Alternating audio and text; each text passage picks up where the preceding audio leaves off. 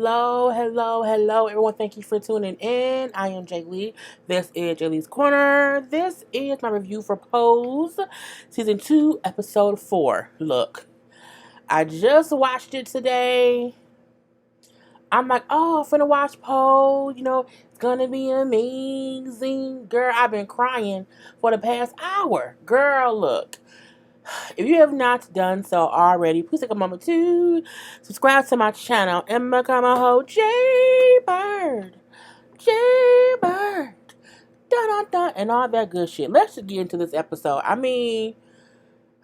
don't know how much I'm going to be able to do because I was crying so hard, from a certain point of the thing.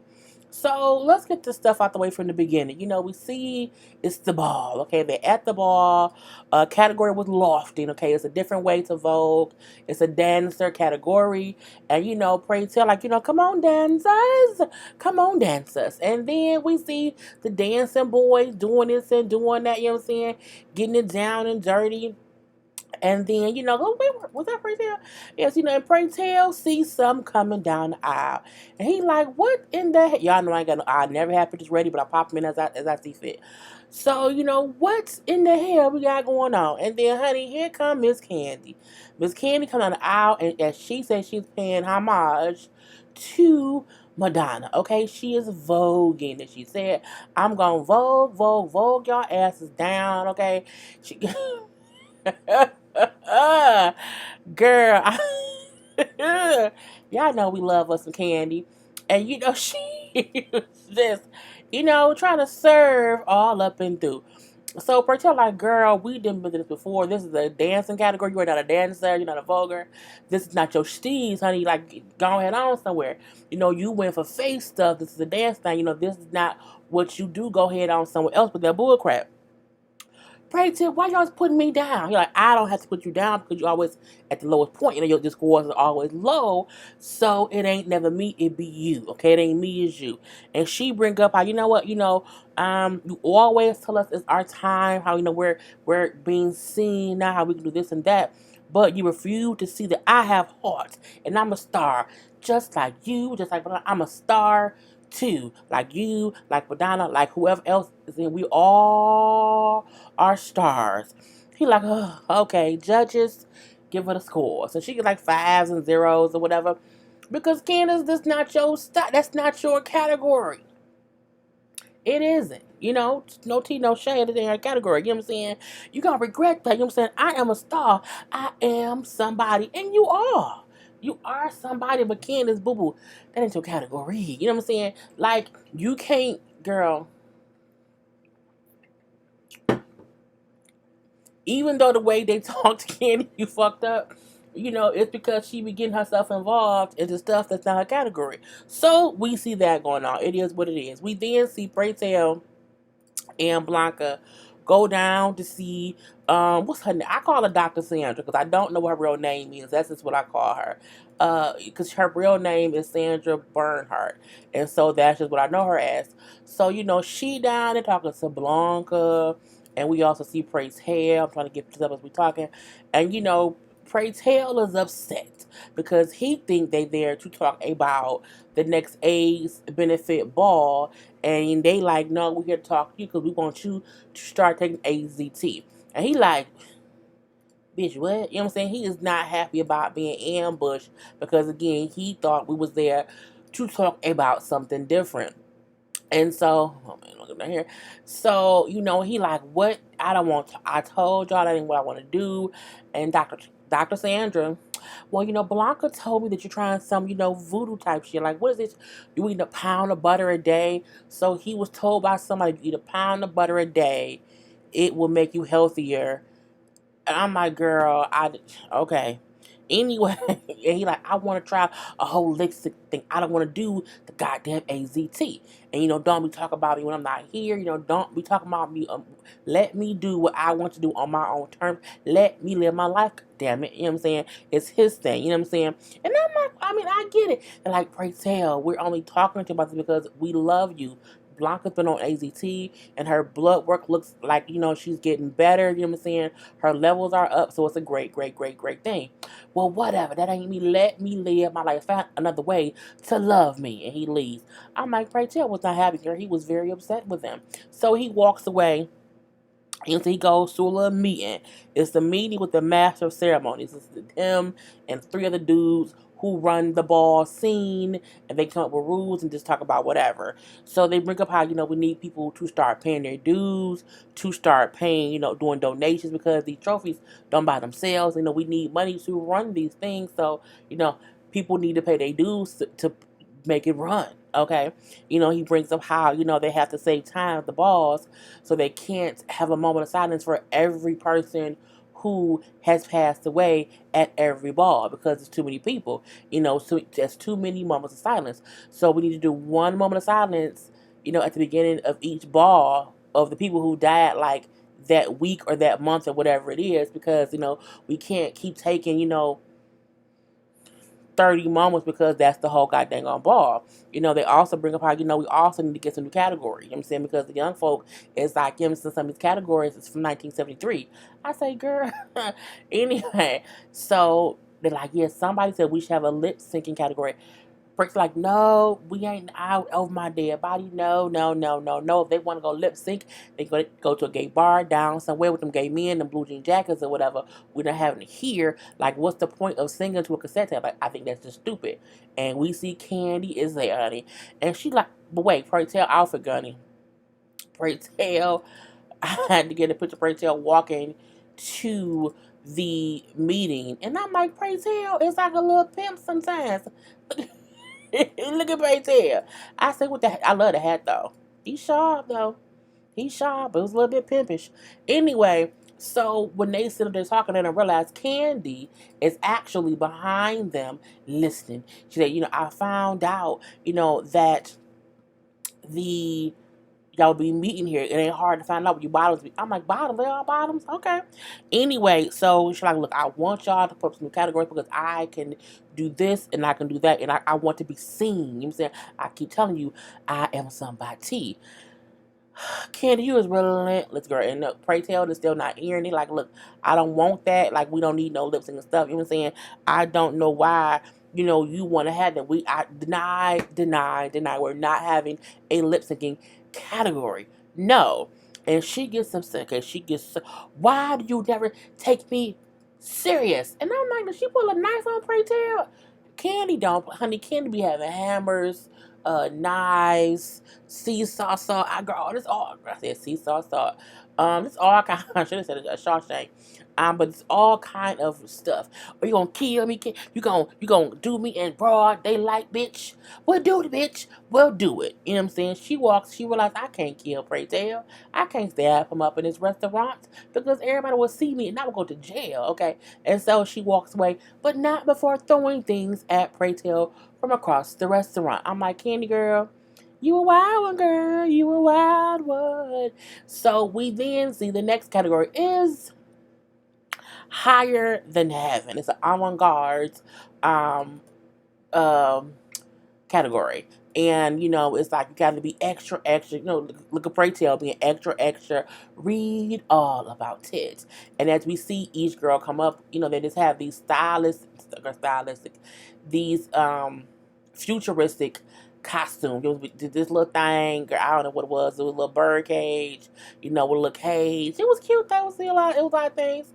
So we see each girl coming up with different things. The whole of face and the ruffle of it all and the fluff of it all. Okay, we had a little spaceship type person. I think it was spaceship type thing. You know what I'm saying? Little twirl, twirl, twirl, and all that's going on with that. But we then see, as all that's going on, we see Angel come get Blanca. Like, come on, it's an emergency. And I'm like, what's going on? So we see in the back Lulu freaking out. Okay, Lulu, like, I don't know what's wrong. You know what I'm saying? Candy has not been home in 2 days. She's missed 2 shifts at her job. She always calls me and checks in. Something ain't right. Where you think she at? Lulu, like, to make money, because they struggling. So to make money, she like, Candy been hooking and prostituting at some hotel, but she too scared to go there by herself, because she don't know was there because again she been missing for 2 days. So you know what I'm saying. Well, I'll go with you. So Blanca and Lulu, who I kept calling Chi Chi at first, went to the hotel, like a little seedy little motel that rents by the hour. Girl, the rents by the hour. So I went to those one time. You damn 20s. Anyway, focus, girl. It was a fun time. Fun time, girl. You see how what happens? Anyway, so they get there and the hotel dude behind the desk is the asshole. I don't know her. You know what I'm saying? It's a lot of people come here. I rent by the hour. I don't know. And like, oh, she always get room number 44. You're like, look, I don't know shit. Leave me be gone about your business or whatever. But they see room 44 is still, the key is still missing, so the room was still being used, but he would not let them go to the room and see if she's even there. So Blanca give the guy her phone number, say, look, this is my home number. If you find out anything, if you see her, if you hear from her, please give us a call and let us know. So she then go home and it's, all hands on deck. We're not gonna get no sleep. We're not having Friday night dinner. We finna we are about to look for Candy because we can't rest. And even though Candy is not in our house, she's our sister, she's our family, and we need to find her. And so, okay, so the phone rings and Poppy like, the phone for you, Ma. And she gets a phone call. And I'm like, what's going on? Like, what's going on? So we then see who was it? It was Blanca and Angel. Blanca and Angel were, sitting there on the ground. You hit not the ground on the floor, on the couch or whatever. And somebody knock, knock, knock, knock, knock, knock. I'm like, is it Candy? Did she get away from somebody? What's going on? Nope. It is Lulu. So they then call Lulu over and they tell Lulu, she's like, where's Candy? Like, is she safe? Was she okay? Like, what's going on? Honey, Candy dead. I said, what? I said, who? I said, what? Now, to me, Candy is the first major cast member to be killed off the show. Even though we've had other people die, no one from the main cast whose name we know, who beat the balls, had passed, who has actually died. I'm like, damn, did they kill Candy? And Lou like, I just talked to her 2 days ago. She can't be dead. And so I'm like, oh shit, okay, girl that didn't kill Candy. I just start crying here. It didn't start here. So we then see Electra get there. Because again, Electra is still their mother. So Lou like, what happened? So she's like, well, the manager guy was wondering what was really going on in that room because the key was still gone. And so he sent the maid to go clean the room up. You know what I'm saying? Or whatever. And so the maid get there and she's cleaned up or whatever. She see like a bloody towel. And then, they found Candy's body in the closet and she was beaten up. When I seen, I know it's a TV show, just to see, I'm like, damn, like she really in the closet, beat her up and stuff her in the closet. I was like, I just can't do it. You know what I'm saying? They don't know who did it. You know what I'm saying? And at this point in time, I was like, no one cares if trans women, if transsexuals, are being murdered. It doesn't matter to anybody. And then here come Angel. Well, it should. We should fight back. I'm not gonna do what though. You know what I'm saying? Like, it's like you wonder what did Angel want them to fight back and do? They don't know who did it. And it's like at that point, the most you can do is try to be more safe going forward. But she bring up 11 girls has died this year and it's only May. 11 girls have been murdered and no one cares. You know what I'm saying? She wouldn't want us sitting around here looking sad. She wouldn't want that. You know what I'm saying? She would want us to stand up and fight for her. And the left like, no, she would want us to honor her memory. She would want to celebrate her is what she would want. She's like, so, Angel, you try to call her parents, you know what I'm saying, get them here, and we gonna try to go down and get her body to have a service. So we think, because they not family, if you're not family, the body cannot be released to anyone except family, and then if they don't go to family, it goes over to that island where they just put your body in a box and then put you in a whole grave with 40 other people.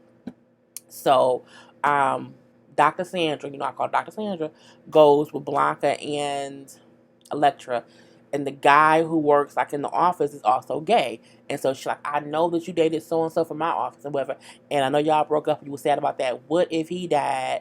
No, what if y'all stayed together and y'all got married? And y'all together for 30 years. But if he died, his family didn't allow you to plan a funeral.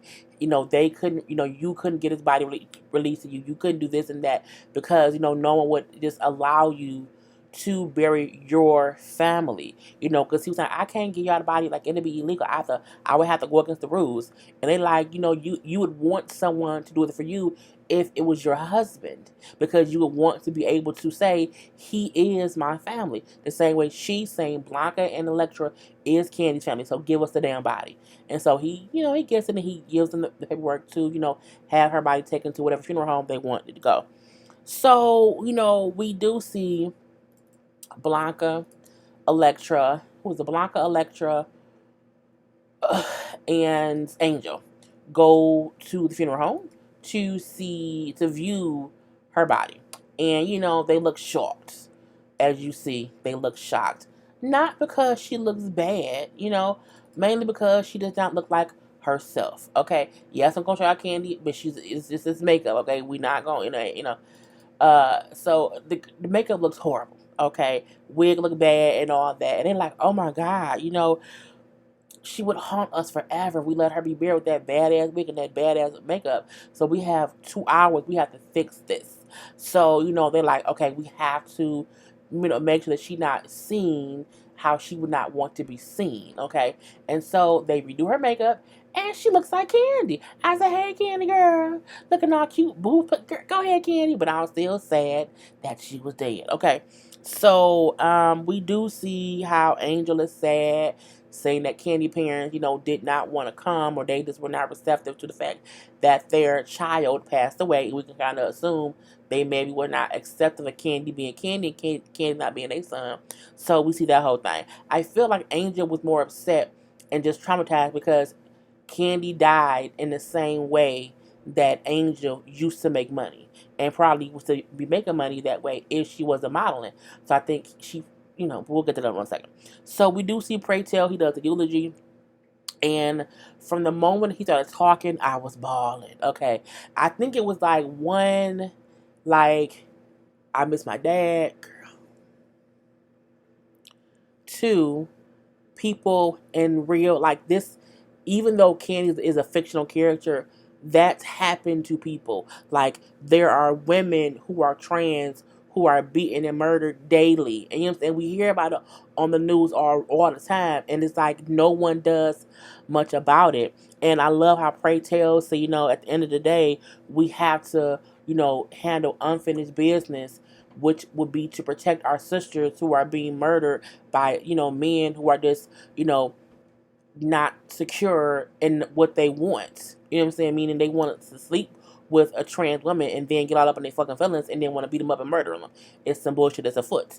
Okay. But before all that, he brings up how, I'm not going to get up here and lie. You know what I'm saying? Candace got on my goddamn nerves. She was a pain in my ass, but she was my sister. She's family to me the same way that all y'all are my family. And, family don't always see eye to eye. So he's like, he just says how, now is a time when, she won't ever hear us say to her, how much she meant us, how much we loved her, how great she was, to thank her for what she gave us and to give her a trophy for what she gave to our community. So it's like a thing of, she just may not have realized, even though they ragged on her all the time, she was still a great person, but you couldn't tell the way they talked about her. So, he brings up the whole unfinished business, and I'm like, well, make Candy, rest in peace. Because at this point, it's like 30 minutes in the show. So I'm looking like, well, how much more we going to get of the funeral? I'm like, because I can't take much more. So they give a moment of silence for Candy. And we see Pray Tell, close his eyes, everybody doing their little moment or whatever. And you hear Candy say, I forgive you, Pray Tell. I'm looking like, what the hell? What's going on here? So we then realize Candy then kind of goes to see each person who, to have a conversation. So, her and Pray Tell talk. It's like, I forgive you because I have a forgiving heart. But why would you always so, hard on me? Like, why would you never give me a pass when you would give all other kind of people passes who sometimes did not deserve them? And then, he brings up how, because you were, unapologetic, black, loud, femme, all these things. And, I just feel like, those are all things that I try to hide within myself when I'm out in the real world. So in a way, Pray Tell saw himself in Candy. He saw everything that he probably wanted to be out loud, but felt he could not be out loud because he kept trying to fit in when he wasn't, with his people. And Candy all day. Come hook a crook, Candy was Candy. So he in a way he just could not accept Candy because Candy was him. You know what I'm saying? When she brings somebody, she said, she said, people opinions don't matter when you're dead. So, why waste time, worry about them, and their opinions or whatever. She said, I never had a choice to have myself. Like, that was just never an option for me, you know what I'm saying? And I'm happy the way I live my life, you know what I'm saying? And she's like, would have killed that lip sync battle, though. That lip sync, the lip sync category. I know you would have, girl. It was a cute moment, okay? We see Candy talking to Angel. Angel is crying at the casket, and I said, and she then said, why you and not me? I said that. I say she feels bad, or she feels scared, or this is traumatized that something happened to Candy that could easily happen to her. And I want to remember, I want to, mourn you forever, and I want to just remember you forever. And Candy, like, girl, you know what I'm saying? Let this be a reminder to not be in them streets looking for money. Like, don't think that you have to be out there selling your body to make money. And she's like, and I know in the back of your mind, if your modeling thing don't work out, you're gonna try to go back and do that, but don't do it because if you do, I'm gonna hunt your ass. I say, girl, let her know. She brings about like, don't doubt yourself being a model. You know what I'm saying? You're gonna crack the door wide open for us, and don't you keep thinking that they won't allow you in their realm. She's like, they won't allow us there. She's like, bullshit, girl, you gonna make a way for all of us. And I'm like, that's what she said, and don't mourn me. You know what I'm saying? Save your energy for another Candy that's out in the world, not me who's dead and gone. We as she leave, we see Lulu is in the outside because she said she can't go in and see her, in a box with fucked up makeup. And she brings about all the memories that we have. I keep remembering the bad ones, and I don't know why. And so Angela, y'all have thousands of memories together, but you won't forgive yourself if you don't go in there and at least say goodbye. So she goes in and she crying. You know what I'm saying? Oh, girl. Oh, that's my brooch. Is that my hat? Are those my gloves? You're a fucking thief. And then she starts, girl, pulling the gloves off, pulling the hat. They're like, is she taking, oh shit. So they have to pull Lulu off Candy body because Lulu up there taking her clothes and her, girl, you were a thief. Get off of me. And I'm like, Lulu, girl, what's wrong with you? So she go outside to smoke a cigarette, and Candy talks to her. I don't even know how you hear Candy. You know what I'm saying? We wasn't even that close. Like, we wasn't really friends. You gave me hell all the time. And you know what I'm saying? And then Candy said, we know what, you were the most honest in there because you hate me the same way they hate me. You know what I'm saying? None of them gave a damn about me when I was, alive and well or whatever. She said, Lulu then said, we wasn't learning each other. We had, you treated me like an accessory. And she said, no, that's not true.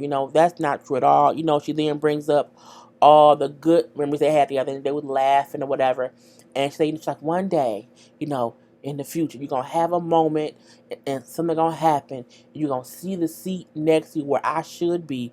And you're going to be sad. You're going to miss me. You're going to be sad. But it's okay because, time will heal all those sad. Girl.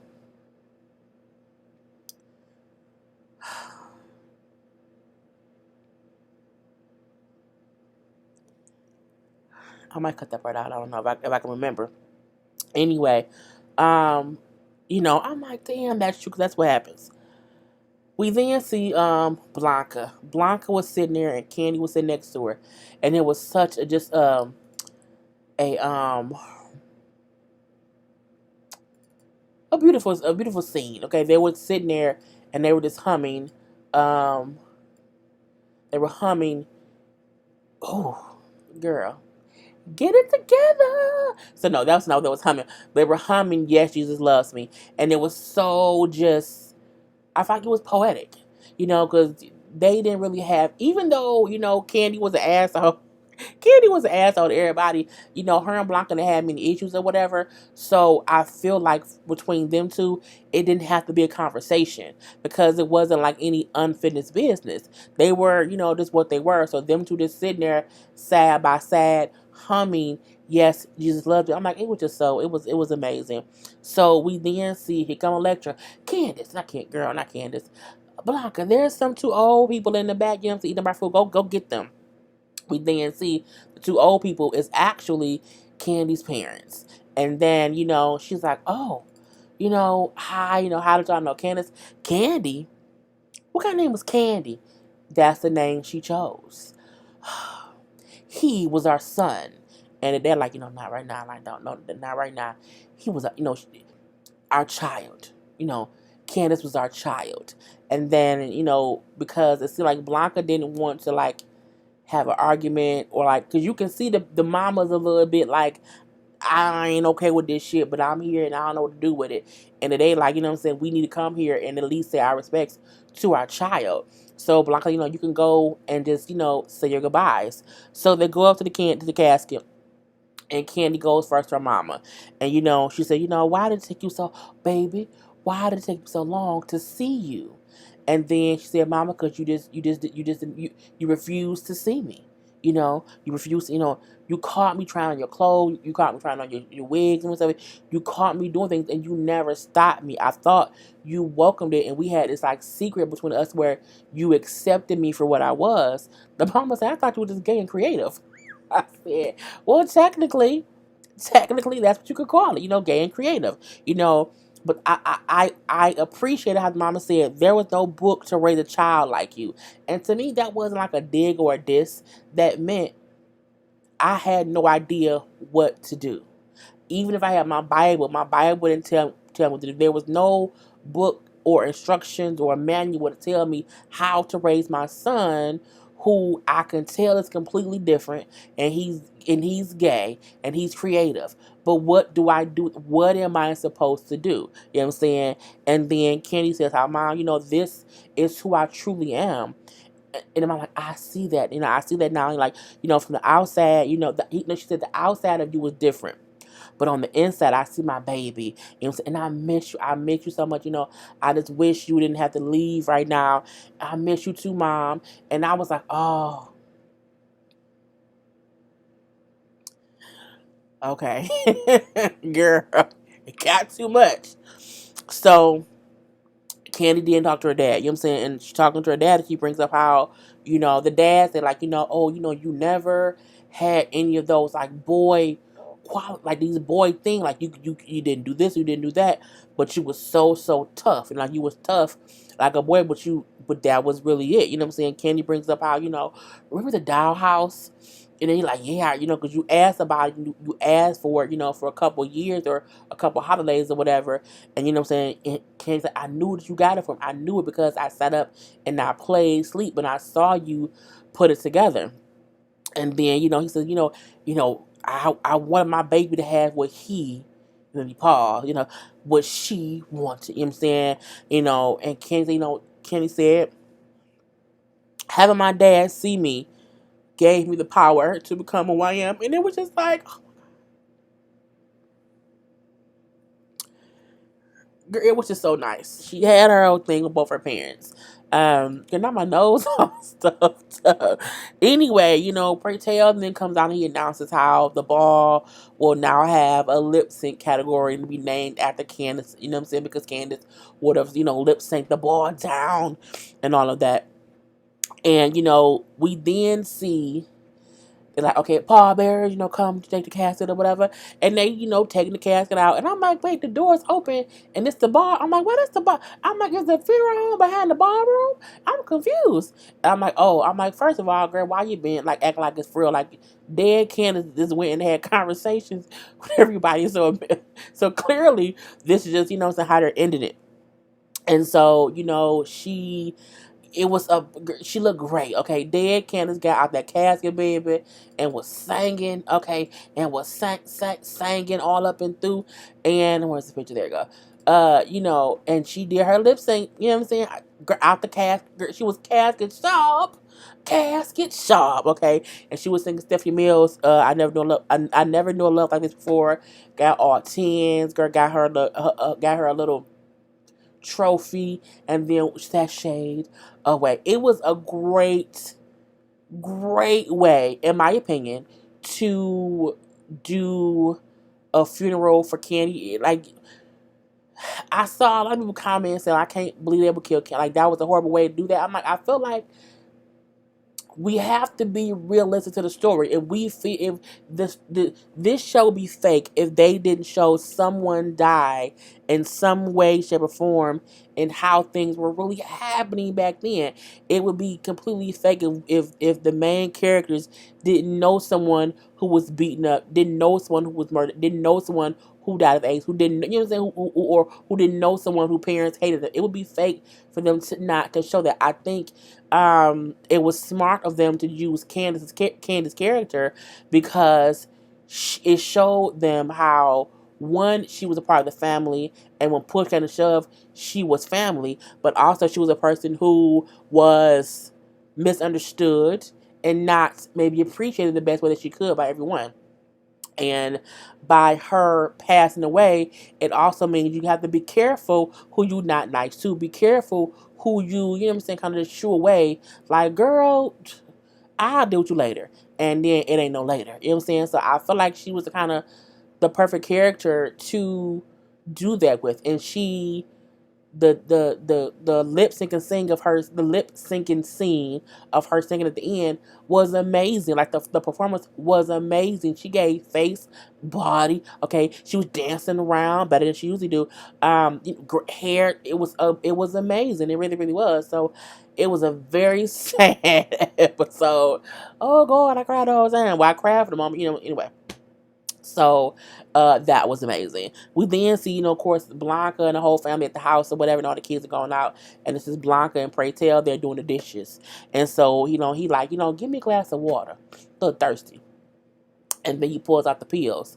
So it turns out he went to Dr. Sandra and got them ACT pills because, like, look, I feel like, everyone here, her dying, her passing away, these young kids want to live their life, and I'm up here and I'm not doing what I should be doing. He like, I feel like I realized I should be trying to stay alive.